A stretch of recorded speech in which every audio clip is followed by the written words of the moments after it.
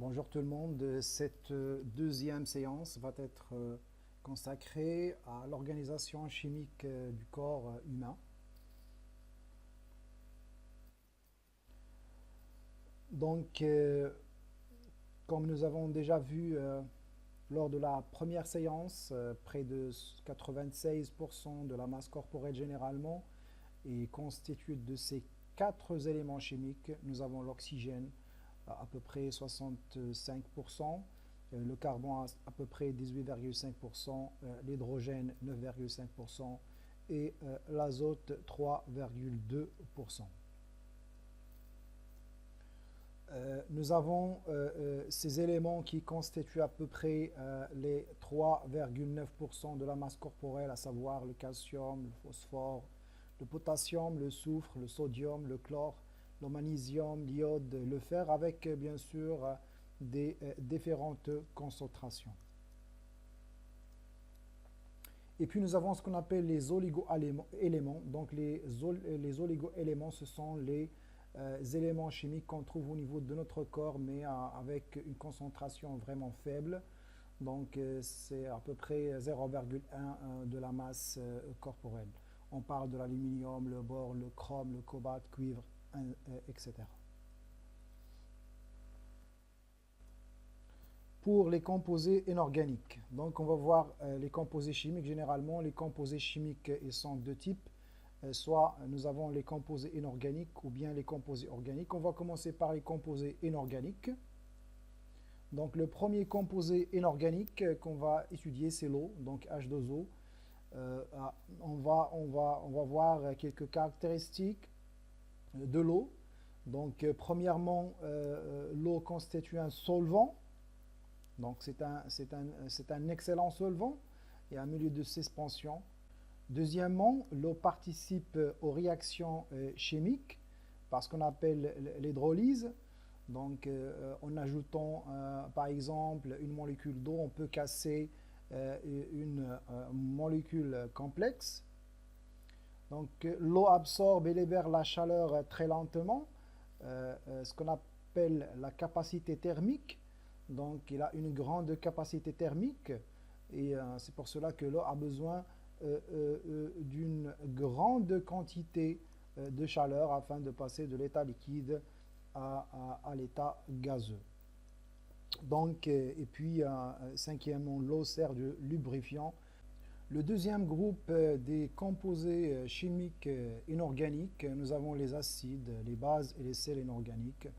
Donc, un acide, généralement, c'est une substance qui se dissocie en au moins un néon hydrogène, H+, plus un anion, ça veut dire un néon négatif.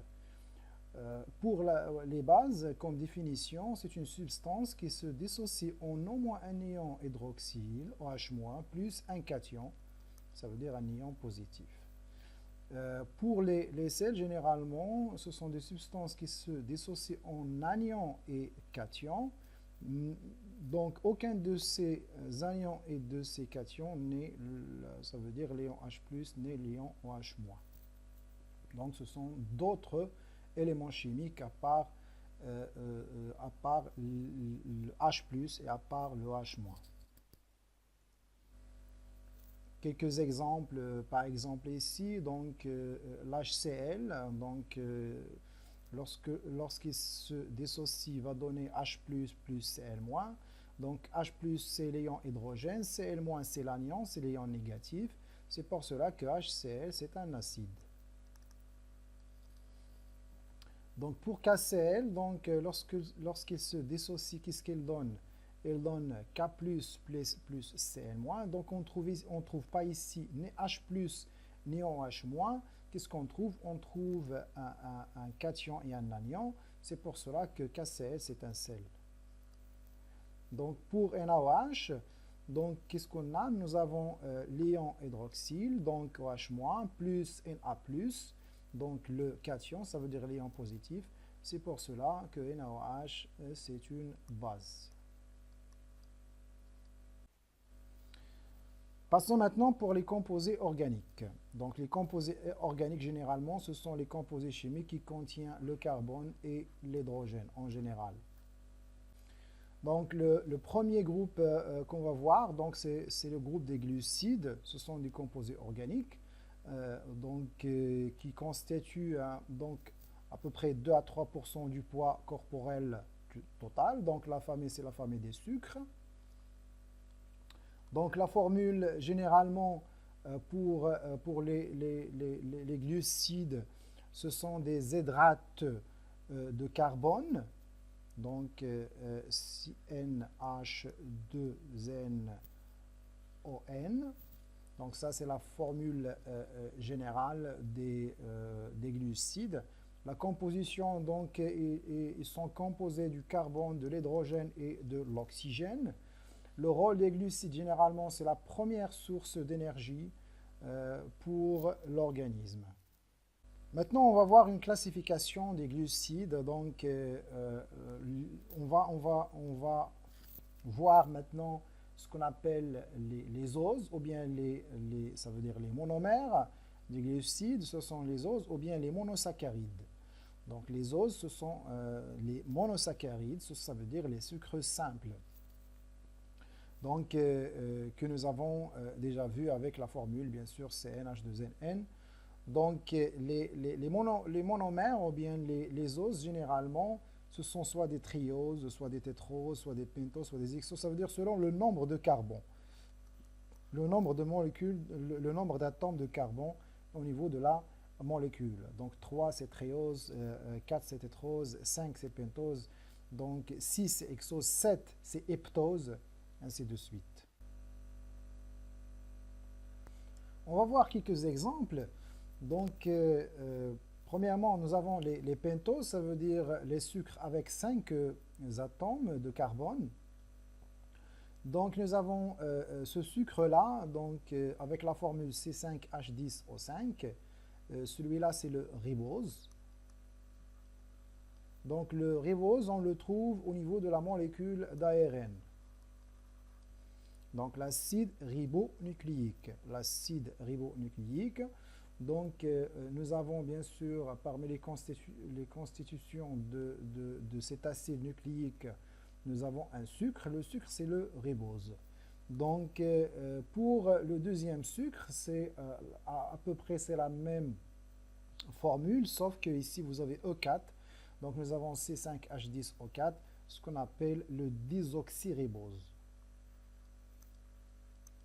Désoxyribose. Donc ce sucre, on le trouve au niveau de la molécule d'ADN. C'est pour cela l'ADN, c'est l'acide désoxyribonucléique.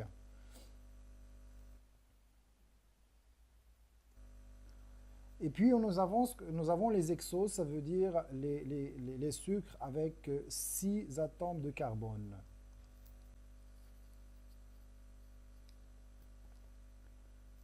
Donc nous avons ici des exemples des hexoses. Nous avons le glucose et le fructose.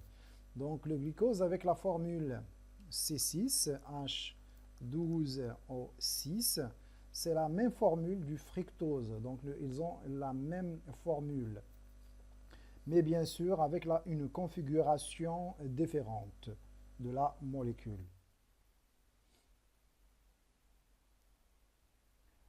Pour les osides ou bien les polysaccharides, nous avons deux types d'osides. Nous avons les diosides, ce sont les osides qui se composent de 2 sucres simples.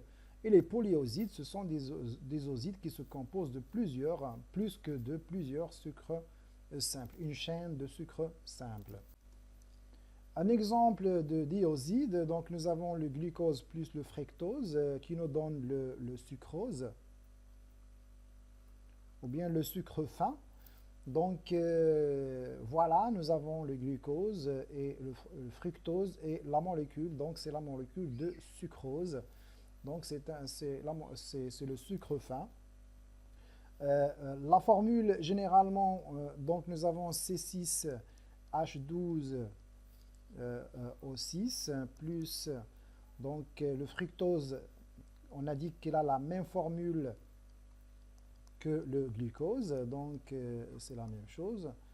Donc qu'est-ce qu'on va avoir? On va avoir C12H22 O11 plus H2O. Donc c'est pour cela qu'on appelle ça, c'est une réaction chimique par déshydratation. Par déshydratation, donc on a enlevé une molécule d'eau ici que vous pouvez voir. C'est pour cela que nous avons ici 22 atomes d'hydrogène au lieu de 24 et 11 atomes d'oxygène au lieu de 11. Pour les polyosides, donc, ce sont des longues chaînes de sucre simple. Prenons l'exemple de l'amidon, du glycogène, donc c'est une longue chaîne de glucose.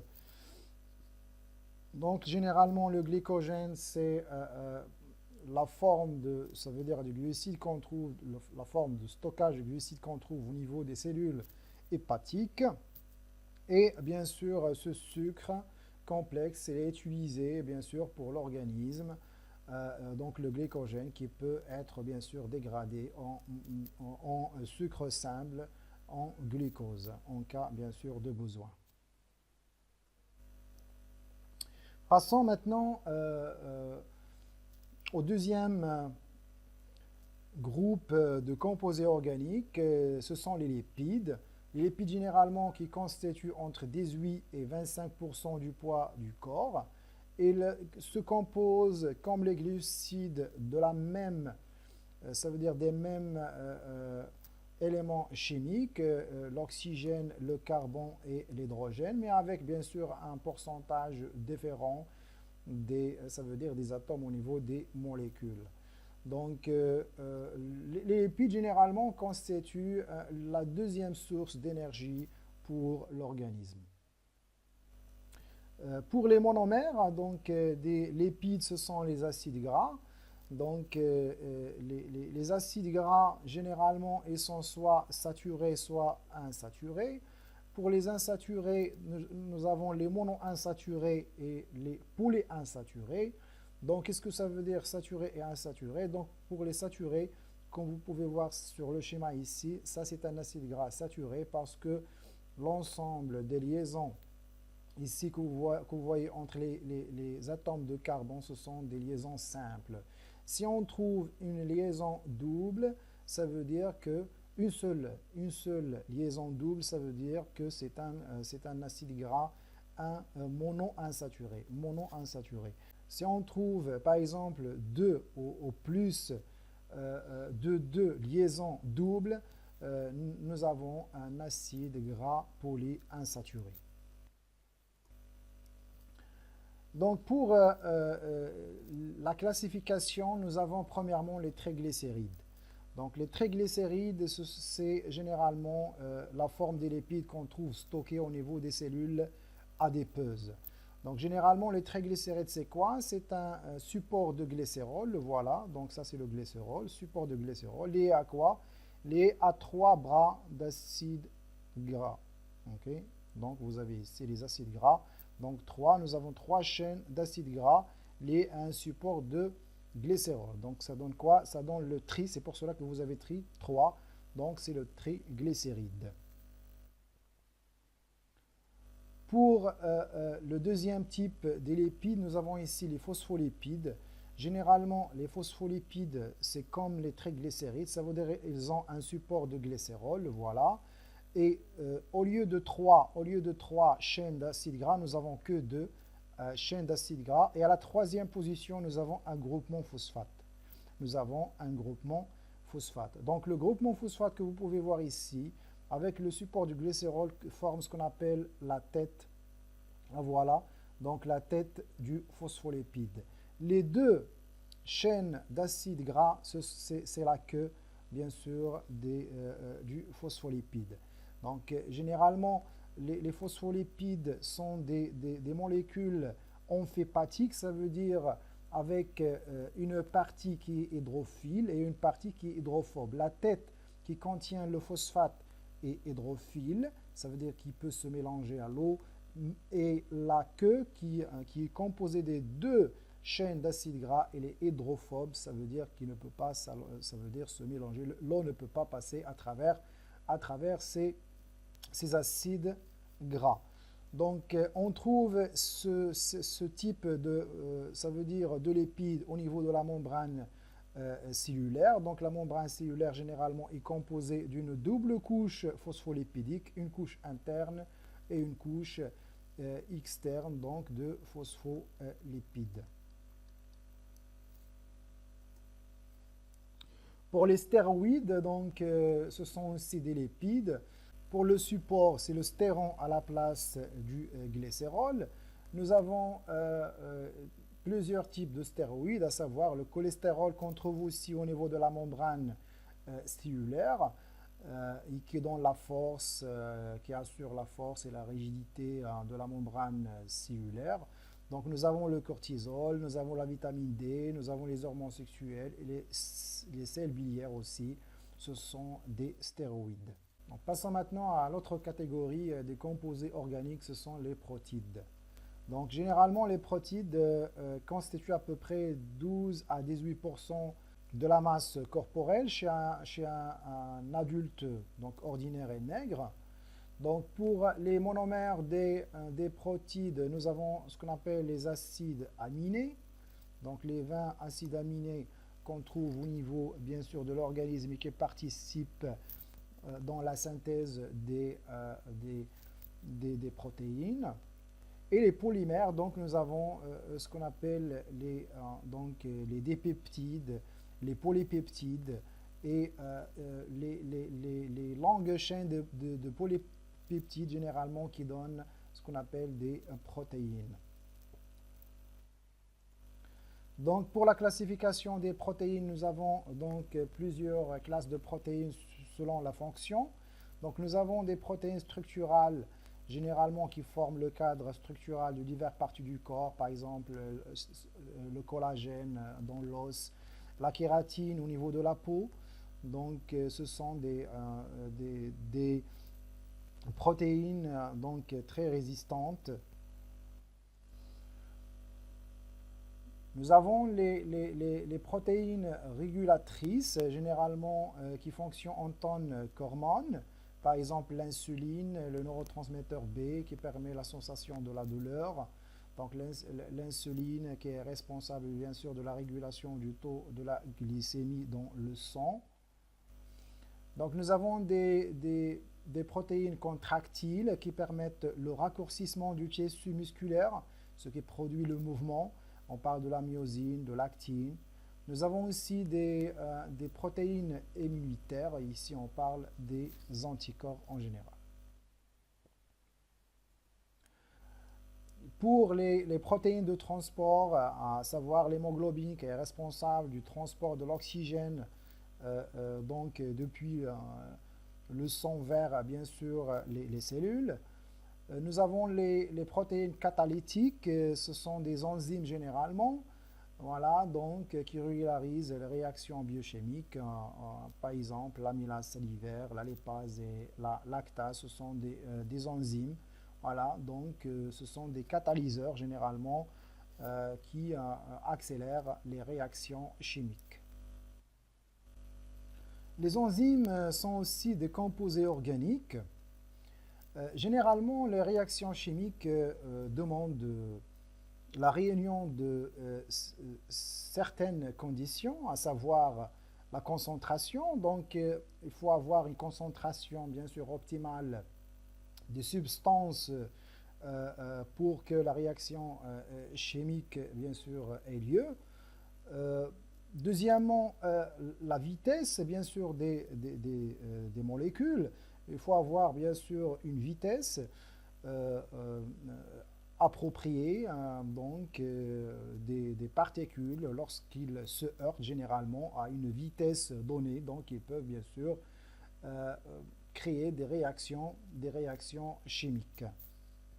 Et puis nous avons l'énergie, ce qu'on appelle l'énergie d'activation. Donc chaque réaction chimique a besoin d'une énergie d'activation. Et puis, donc, vous avez l'orientation adéquate des molécules.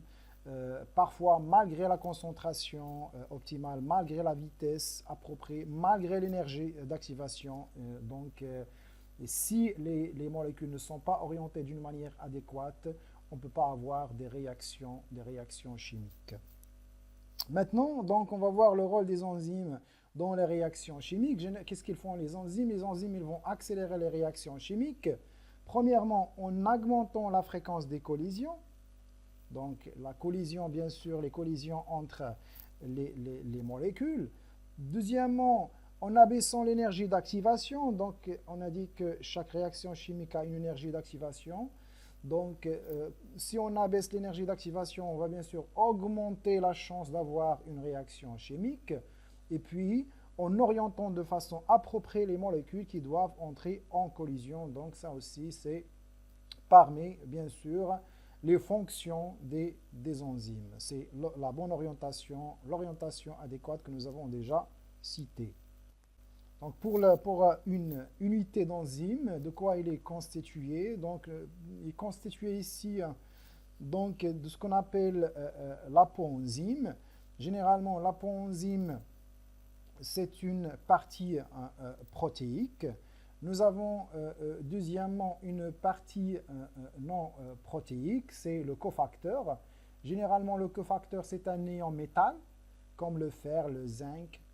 Okay?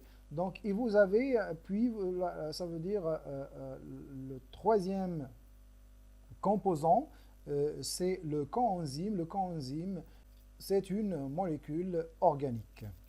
Donc, ici, nous avons ce qu'on appelle donc, le site actif. C'est là où on va avoir donc, la liaison de ce qu'on va avoir, ce qu'on appelle le substrat. Donc, il va se fixer à ce niveau, au niveau du site actif, bien sûr, donc, pour subir l'action de cette enzyme. Donc, les caractéristiques des enzymes, premièrement, nous avons la spécificité, bien sûr. Donc, chaque enzyme est spécifique dans, par exemple, une réaction chimique donnée. Prenons cet exemple. Nous avons ici ce qu'on appelle le substrat. Donc, le substrat, c'est donc la substance qui va se fixer sur le site actif. Le voilà, donc ça, c'est le site actif. Après la fixation du substrat au niveau du site actif, donc on va avoir bien sûr dans cet exemple, ici nous avons le sucrose. Nous avons déjà vu le sucrose, donc c'est un dioside, c'est un désaccharide. Donc le sucrose généralement qui est formé par deux monosaccharides qui sont le glucose et le fructose. Donc ici, on va dégrader le sucrose en sucre simple. Donc nous avons ici l'enzyme responsable de cette opération, c'est le sucrase.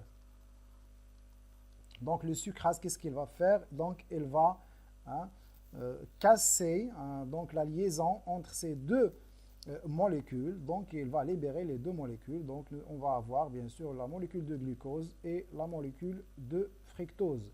On va libérer bien sûr le site actif et donc comme ça, cette unité peut reproduire la même opération et ainsi de suite.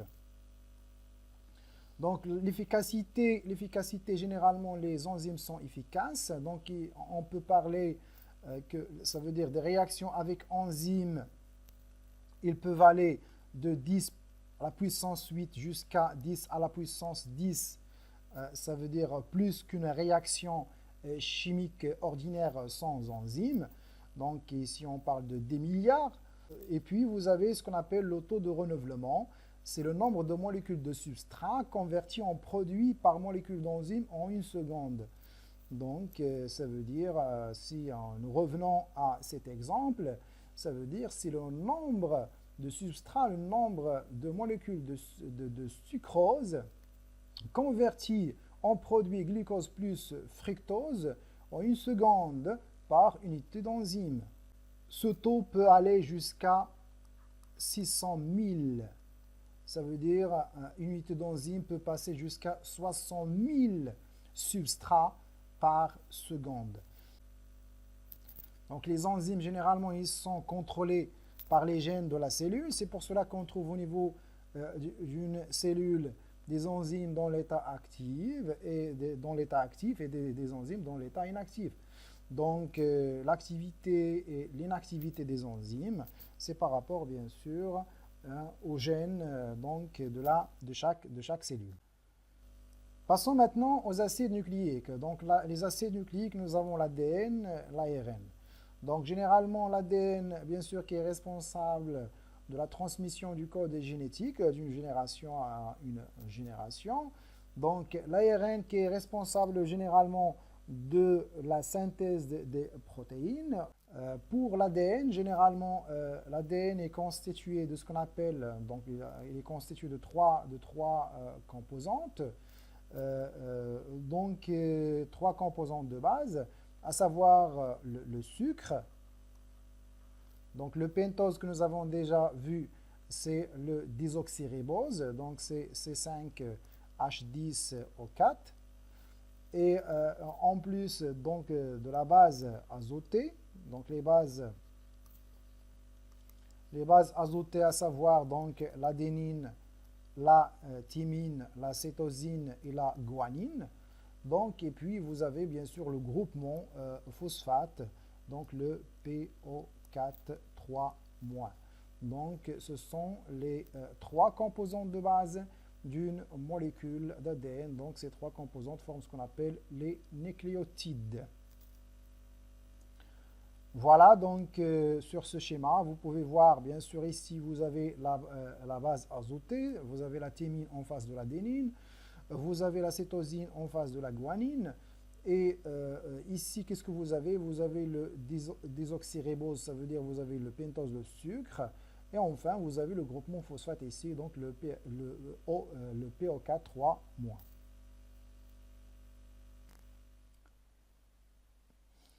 Pour l'ARN, généralement, l'ARN il est constitué d'un seul brin au lieu de deux brins comme l'ADN. Donc le sucre qu'on trouve au niveau de l'ARN, ce n'est pas le désoxyribose, mais c'est le ribose, donc le C5H10O5. Nous avons, pour les bases azotées, nous avons l'uracile au lieu, ça veut dire de la thymine. Donc nous avons l'adénine. Nous avons l'uracile, nous avons la cétosine et nous avons la guanine. Donc vous avez U à la place de T.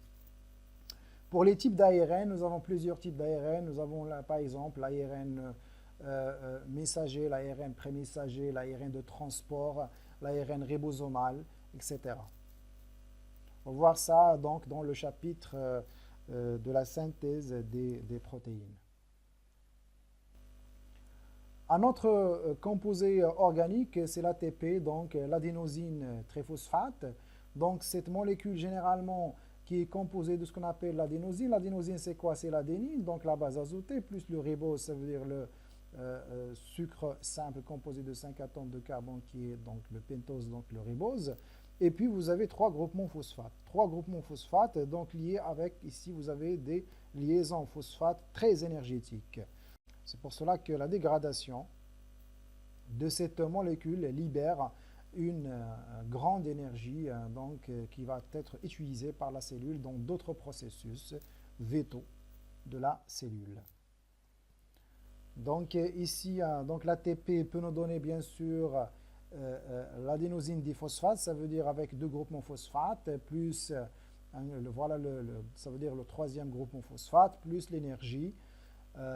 Donc qui va être utilisé par la cellule donc dans d'autres processus. Et on peut bien sûr avoir la molécule d'ATP donc à partir des molécules d'ADP aussi, donc l'ADP plus un groupement phosphate, plus de l'énergie, on peut avoir bien sûr, ça veut dire de l'ATP aussi. Donc voilà, on arrive à la fin de cette séance. Merci à vous et à la prochaine fois.